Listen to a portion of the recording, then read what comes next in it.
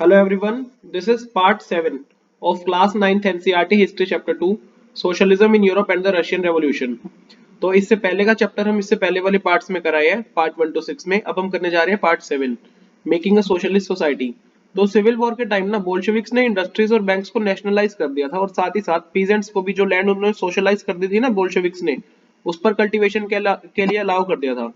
तो बोल्शेविक्स ने ये जो कब्जाई हुई लैंड थी ना, इसका यूज करके उस पर कलेक्टिव वर्क करवाया था और एक साथ ही साथ उस टाइम पर सेंट्रलाइज्ड प्लानिंग का प्रोसेस इंट्रोड्यूस किया गया था। ऑफिशियल्स जो होते थे ना वो इकोनॉमी का पूरा आंकलन करते थे और फिर वो 5 ईयर पीरियड के अकॉर्डिंगली टारगेट सेट करते थे। इस बेसिस पर वो 5 ईयर प्लान्स बनाते थे, मतलब 5 साल के प्लान्स बनाते थे। तो गवर्नमेंट ने ना जो पहले दो प्लान्स बने थे, 5 साल के जो पहले दो प्लान्स बने थे ना, उनमें प्राइसेस उन्होंने फिक्स कर दिए थे ताकि वो इंडस्ट्रियल ग्रोथ को प्रमोट कर सके। तो पहले के दो प्लान्स थे ये वाले, 1927 से 1932 वाला प्लान और 1933 से 1938 वाला प्लान। तो ये सेंट्रलाइज्ड प्लानिंग के कारण ना काफी इकोनॉमिक ग्रोथ हुई। इंडस्ट्रियल प्रोडक्शन जो थी ना वो काफी इंक्रीज करी है। तो देखो 1929 से 1933 के टाइम में ऑयल, कोल और स्टील के केस में ना प्रोडक्शन 100% इंक्रीज हुई है।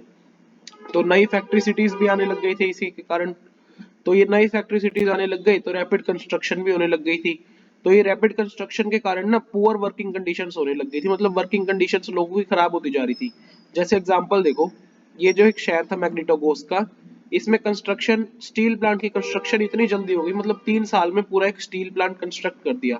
तो वर्कर्स की लाइफ ना काफी हार्ड हो गई थी इस टाइम पर, और इसका रिजल्ट क्या रहा? 5 ईयर प्लान के पहले ही साल में 550 स्टॉपेजेस हुई वर्क की, मतलब 550 बार काम रोका गया। तो जो लिविंग क्वार्टर्स होते थे ना, उनमें विंटर टाइम पे सुबह सुबह -40 डिग्री के तापमान पे ना लोगों को नीचे उतर के, 4th फ्लोर से नीचे उतर के आना पड़ता था और सड़क क्रॉस करके टॉयलेट के लिए जाना पड़ता था। तो इतनी खराब उनकी कंडीशन हो गई थी। उसी टाइम पर देखो एक एक्सटेंडेड स्कूलिंग सिस्टम डेवलप किया गया था, जिसमें ना अरेंजमेंट्स इस तरह के थे कि फैक्ट्री वर्कर्स और पीजेंट्स जो है ना वो भी यूनिवर्सिटीज में जा सके। अब क्योंकि सोशलिज्म बढ़ रहा था वहां पर, फैक्ट्रीज ज्यादा आ रही थी, तो विमेन वर्कर्स भी काम करेंगी, तो उनके बच्चों के लिए भी क्रैशेस लगाए गए थे, क्रैशेस बना दिए गए थे ताकि उनके बच्चे उसमें आराम से रह सके। और चीप पब्लिक हेल्थ भी उधर उस टाइम पर प्रोवाइड करने लग गए थे, cheap public health care. Modern living quarters भी बनाए गए थे वर्कर्स के लिए, और इसका सबका इफेक्ट ना समान नहीं था, मतलब एक समान नहीं था, क्योंकि गवर्नमेंट की रिसोर्सेज लिमिटेड थी। अब देखो ये केस स्टडी बताई हुई है कि यूक्रेन में एक विलेज में किस तरह से सोशलिस्ट कल्टीवेशन चल रहा था। तो देखो दो कन्फिस्केटेड फार्म्स, मतलब दो कब्जाए हुए जो फार्म्स थे ना, उस पर एक कम्यून सेट किया गया। कम्यून क्या होता है? कम्यून एक तरह से ऐसे लोगों का ग्रुप होता है जो कि अपना रिस्पॉन्सिबिलिटीज वगैरह सब कुछ बांट लेते हैं, रिस्पॉन्सिबिलिटीज, अर्निंग सब कुछ बांट लेते हैं। वो एक फैमिली से नहीं होते, कई सारी फैमिलीज का मिला के उन्होंने उस टाइम पर कम्यून बनाया था। कितनी का? 13 फैमिलीज का कम्यून सेटअप किया गया था, जिसमें लगभग 70% थे। तो जो फार्म से टूल लिए हुए थे वो कम्यून को दे दिया। कम्यून के लोग ना एक साथ एक कम्यूनल डाइनिंग हॉल में खाते थे, और उनकी इनकम जो है ना वो कोऑपरेटिव कम्युनिज्म के जो प्रिंसिपल्स होते हैं ना उसके आधार पर बढ़ जाती थी। तो जो भी मतलब उनके मेंबर्स थे, उनकी लेबर होती थी, उनसे जो कुछ भी मिल रहा है, सब कुछ जितनी भी ड्वेलिंग्स है, मतलब जिस तरह भी रह रहे हैं फैसिलिटीज, सब कुछ कम्यून मेंबर शेयर कर लेते थे। इस तरह से उस टाइम पर यूक्रेन के विलेज में सोशलिस्ट कल्टीवेशन चल रही थी। अब देखो एक लेटर दिखाया हुआ है इधर, dreams and realities of a socialist childhood, Soviet childhood इन 1933। तो देखो ये बच्चा लिखता है, डियर ग्रैंडफादर कलेनिन, मेरी फैमिली ना काफी बड़ी है, 4 बच्चे हैं फैमिली में। हमारा ना, हमारे पिताजी नहीं है, उनकी डेथ हो चुकी है, क्योंकि वो वर्कर्स कोर्स के लिए, मतलब वर्कर्स के लिए ही लड़ रहे थे।